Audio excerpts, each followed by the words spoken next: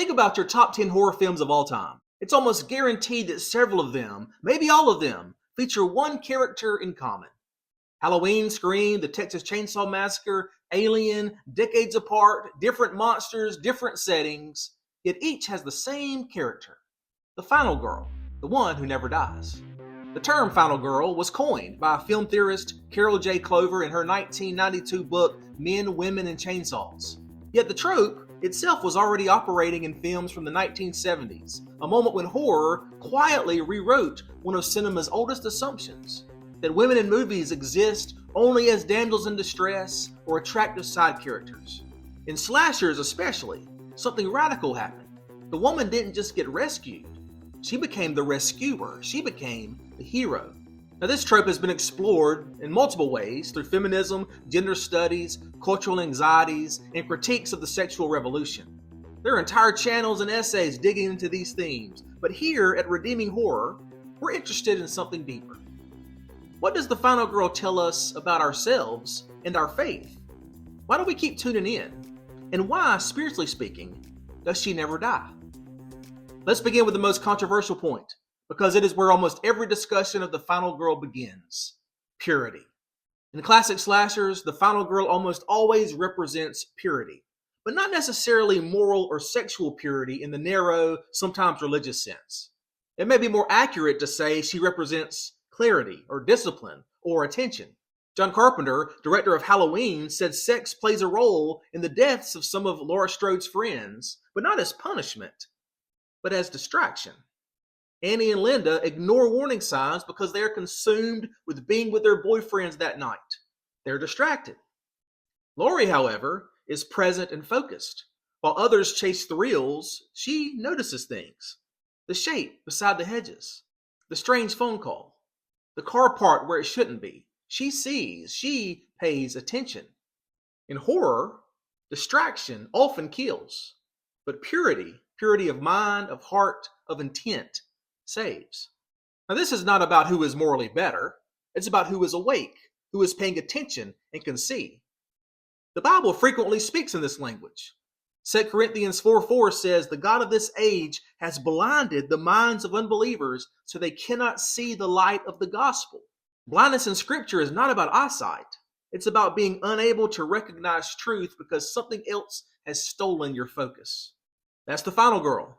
She is aware, she is not blind. Something in her, call it innocence, conscious, focus, or yes, even purity, makes her able to perceive what others miss.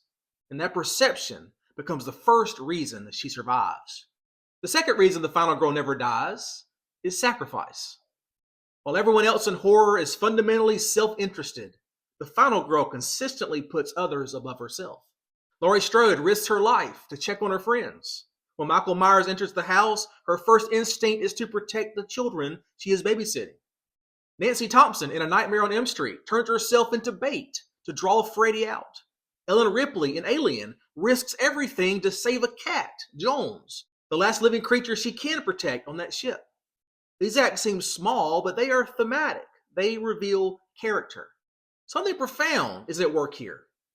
Horror strips away everything from everyone, down to who they truly are. It removes masks. The characters who fall are often those consumed by impulse, ego, desire, or apathy. But the final girl, through sacrifice, becomes something different. She grows stronger through suffering. She develops courage through trauma. Horror forces her into a crucible that reveals her truest nature. Sacrifice is one of the oldest and most compelling story instincts we have, and it is deeply rooted in the Christian imagination. Jesus says in John 15:13, "Greater love has no one than this, to lay down one's life for one's friends." Whether conscious or not, horror borrows that language. It tells us the one who lives is the one who is willing to die for someone else. There's another recurring element of the final girl trope, something that often gets overlooked. She doesn't just see danger earlier, she sees reality differently. She is not spiritually asleep. She recognizes evil for what it is. Think of Sally in the Texas Chainsaw Massacre. Everyone else treats danger as a joke, but Sally keeps noticing strange signs, weird warnings, odd objects in the house. She knows something is wrong before we do. Think of Sidney Prescott in Scream. While everyone else assumes it's just a prank, Sidney reads every clue seriously. She's not naive, she's alert. This is another place in which horror echoes scripture.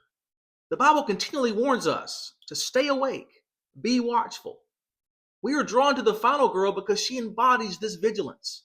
She is spiritually alive, not asleep, in a world that wants to blind her. Finally, the final girl never dies because in some strange way, the universe seems to be on her side. Call it luck, call it blessing, call it providence. She narrowly escapes death over and over again, sometimes by inches. The knife misses, the gun jams, the monster turns away at just the right moment.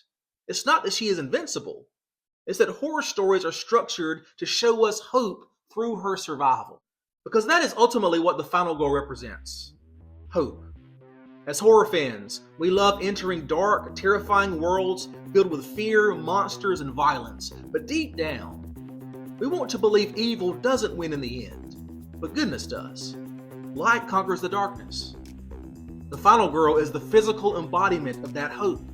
She is goodness persevering. She is courage in the night. She is endurance when everything else has fallen.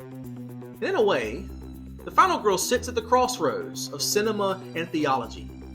She invites us to ask, who am I in the face of darkness?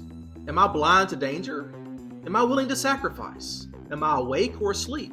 And most importantly, do I believe hope survives in a world filled with monsters? This is why the final girl never dies. Not just because of narrative convenience or pop cultural trope, but because something in us cannot let her die. She represents the part of ourselves that refuses to give darkness the last word. And even in a genre built on death, that little spark of life is what keeps us watching again and again. Thank you for watching Redeeming Horror, where we find faith in the fear.